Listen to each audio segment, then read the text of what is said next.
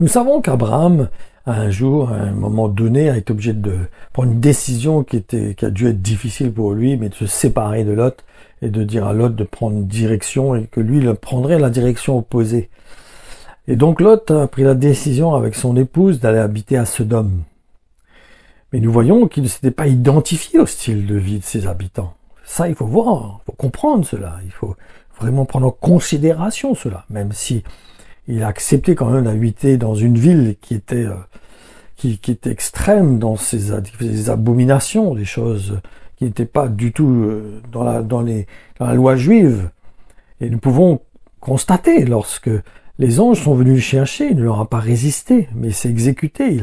Il a laissé l'ange le prendre par la main et l'emmener hors de Sodome, alors que son épouse, elle, était triste de devoir quitter cette ville. En effet, sa réaction nous montre qu'elle devait certainement aimer le style de vie de ses habitants. Du reste, il faut savoir que la rébellion de ceux qui habitaient Sodome contre les lois de Dieu était arrivée à son comble. Ils étaient même arrivés à vouloir coucher avec les anges qui venaient, soi-disant, leur apporter le message qu'ils allaient détruire cette ville et qu'ils n'ont pas voulu entendre cela. Ils ont fermé leur cœur. Ils ont même voulu avoir des rapports sexuels avec les anges, vous vous rendez compte? Du coup, vu le choix que Lot a fait en étant prêt à offrir ses 2 filles pour préserver les anges, cela a dû l'emmener vraiment à regretter amèrement d'avoir fait ce choix de venir habiter à Sodome. Il a dû regretter, se mordre les doigts, d'avoir pris cette décision quand il a vu que pour préserver les anges, il était prêt à donner ses filles qui étaient vierges à ces hommes, ces habitants de Sodome pour préserver ses anges. Et nous pouvons constater que Lot était vraiment intègre, puisqu'il avait 2 filles qui étaient vierges, totalement vierges, surtout lorsque l'on considère l'environnement dans lequel il se trouvait. C'était une ville que si Dieu avait décidé de la détruire, c'est que c'était arrivé à un niveau de perversité qui était extrême. Et pourtant, elles étaient fiancées à des hommes qui habitaient Sodome, hein. Mais il faut savoir, par contre, qu'ils n'ont pas voulu suivre les enjeux, hein, ces hommes, ces futurs maris. Entre parenthèses, est-ce que les enfants des chrétiens de notre génération peuvent rendre le même témoignage que les filles de Lot, être pures et se garder pures jusqu'à le mariage? Pourtant, ils étaient fiancés, ces filles. Et pourtant, l'atmosphère dans laquelle ils se trouvaient n'avait rien à envier à la vie que nous avons actuellement, hein.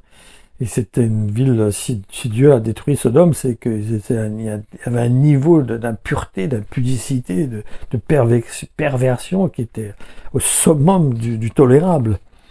Je me demande comment même Lot a pu continuer à vivre dans cette ville, mais bon, passons. Mais n'empêche qu'il n'a pas participé à ce que cette population faisait. Donc il s'est gardé quand même à part de ce que les autres faisaient. Et donc c'est important pour nous de comprendre que c'est possible aussi donc que nos enfants restent purs jusqu'au mariage, hein. C'est faisable. On doit vraiment être intègre et porter la parole. C'est pour ça que la parole de Dieu nous exhorte à enseigner nos enfants sur la parole de Dieu, à leur communiquer la parole de Dieu, à leur transmettre la parole de Dieu afin qu'ils aient une connaissance du cœur de Dieu, de la volonté de Dieu pour leur vie. Ma conclusion, donc, c'est que nous n'avons pas envié le style de vie des habitants de Sodome, car il n'était pas meilleur que celui d'aujourd'hui, je vous assure.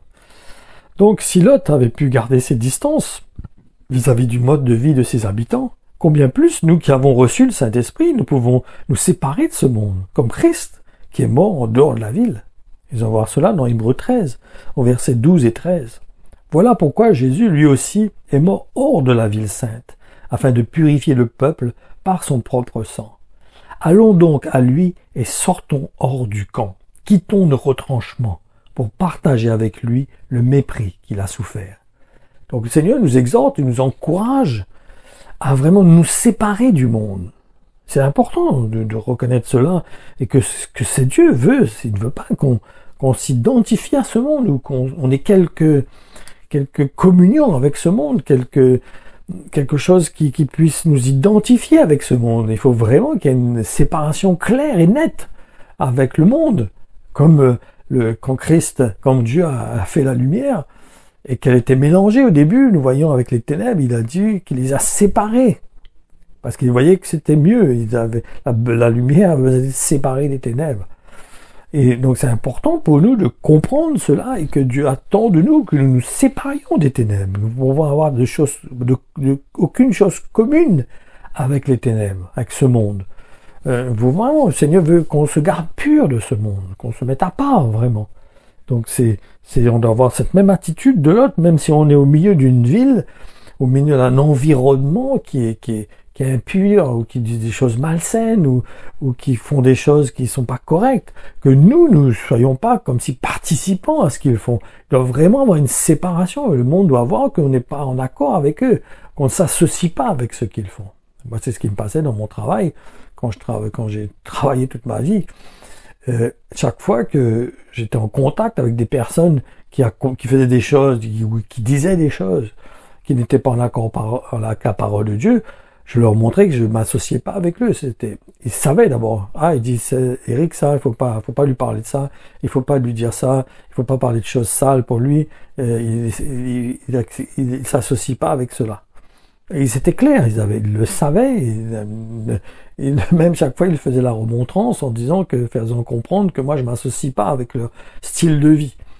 Et c'est important, cela. On ne doit pas arriver. Le monde ne doit pas croire ou avoir même une suggestion, ou avoir l'idée qui passe dans la tête que nous, peut-être qu'on accepte ce qu'ils font. Et ne mettons pas ça selon l'amour, c'est d'hypocrisie. C'est pas vrai. Dis pas souvent que c'est pour l'amour, c'est pas vrai. Quelque part, c'est parce que on compromet avec ce qu'ils font. Ça nous arrange quelque part, ça entretient notre chair. Et non, il faut qu'il y ait une séparation. Si quelqu'un a besoin d'être sauvé, le Saint-Esprit le sauvera, il le touchera, il le convaincra. C'est pas moi, par un amour charnel, et en me compromettant avec le péché, que je pourrais le gagner. Certainement pas. Je suis sûr que non. C'est une séduction totale.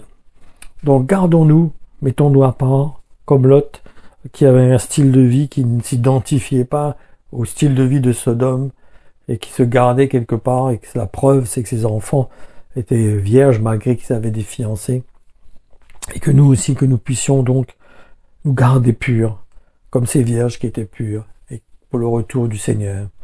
Donc soyez bénis, que sa parole encore continue à vous édifier, à vous établir, à vous fortifier, vous renouveler, vous affermir en Jésus-Christ. Soyez bénis.